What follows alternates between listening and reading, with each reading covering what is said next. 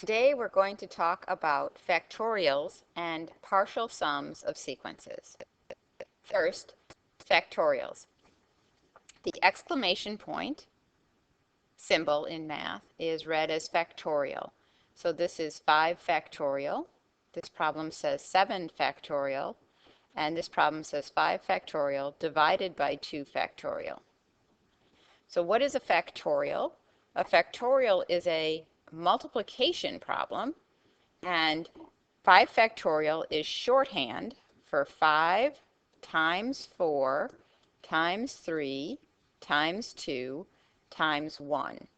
So a factorial means that we're multiplying all the natural numbers that are less than or equal to that number.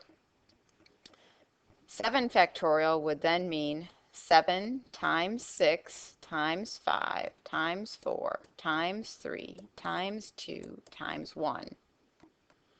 And believe it or not, the easiest problem on the page is probably 5 factorial divided by 2 factorial, because it's 5 times 4 times 3 times 2 times 1 divided by 2 times 1.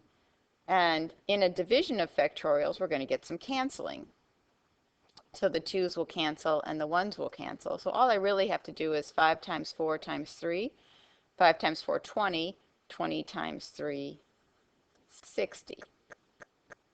5 times 4, 20, 20 times 3, 60, 60 times 2, 120, 120 times 1, 120.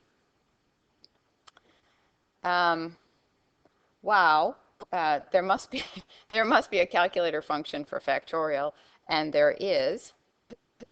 If we go to math and then over to probability, number 4 is the factorial.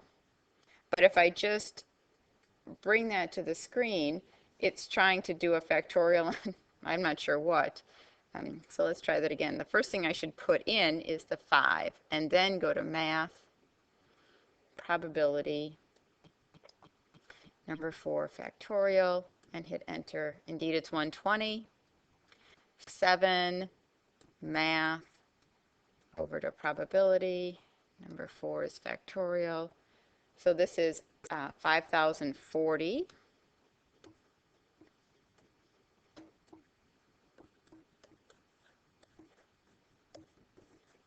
Okay, so those are factorials.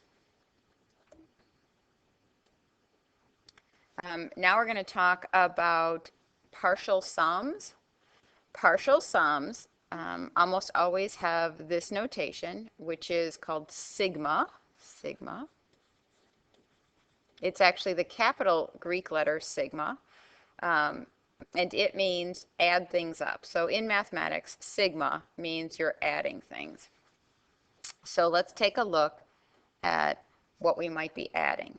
So this is read sigma n equals 1 to 5, or the sum of the terms from the 1st through the 5th of the sequence that's described this way. So this would be, I need to do the first term plus the second term plus the third term plus the fourth term plus the fifth term. Okay, so from the first term through the fifth term. And now I should figure out what they are. Well, the first term, 1 squared, 1, minus 3, negative 2. The second term, 4 minus 3, 1. The third term, 9 minus 3, 6. The fourth term, 16 minus 3, 13. And the fifth term, 25 minus 3, 22. So let's see. That's 20, 30, 40, I believe. Because negative 1, that's 5, that's 18, that's 40. Okay. It doesn't have to be the first so many terms. It could be find the sum of the terms from the third term through the 7th term of the sequence defined by 2n plus 4. So this would mean I need the third term plus the fourth term, plus the fifth term, plus the sixth term, plus the seventh term. So the third term is 6 plus 4, 10. The fourth term, 8 plus 4, 12. The fifth term, 10 plus 4, 14. The sixth term, 12 plus 4, 16. And the seventh term, 14 plus 4, 18. So you have 10, 20, 30, 40, 50, 60, 70. This is 70.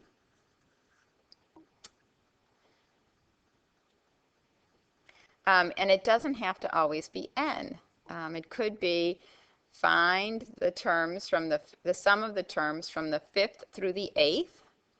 And they're using j now. So j over j minus 4.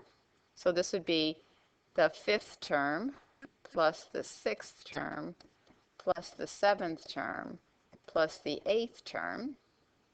So the 5th term would be 5 over 5 minus 4, 1, plus 6 over 6 minus 4, 2, plus 7 over 7 minus 4, 3, plus 8 over 8 minus 4, 4. So this is 5 plus 3 plus 2 and 1/3 plus 2. So that's 12 and 1/3.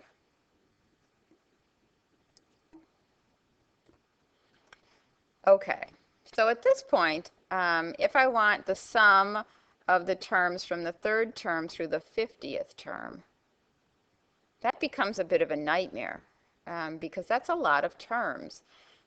So, and the sequence itself is not easy to compute. It's going to be a lot of work. So maybe there's a way to have our calculator find sums for us. And there is. Let's clear this out. Under list, which is the second function of statistics. So the second function of stat is list. These are just the names of your lists. But under operation, it has a function called sequence. And under math, it has a function called sum. So we could actually ask it to find the sum of a sequence. Before we do that, let me set it up for you. So what we're going to have into our calculator is find the sum of the sequence. And then what goes in here is our functional definition.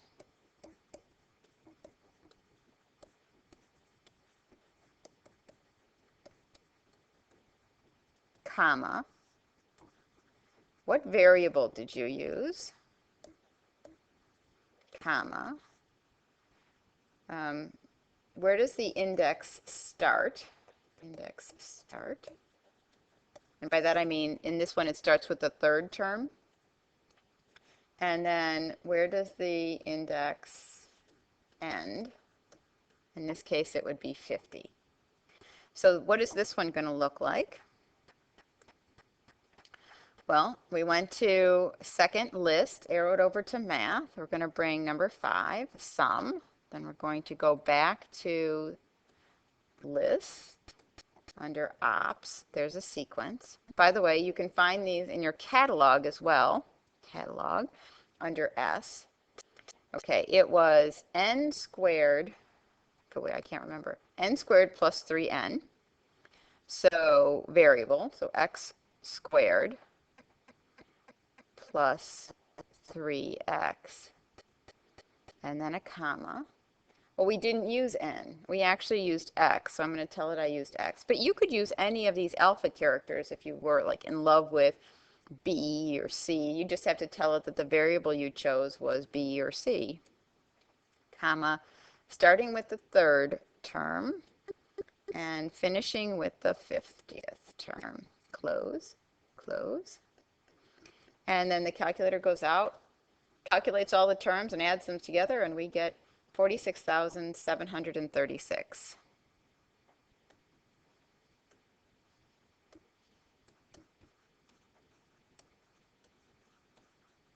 There. Quick work of that. Okay, give it a try.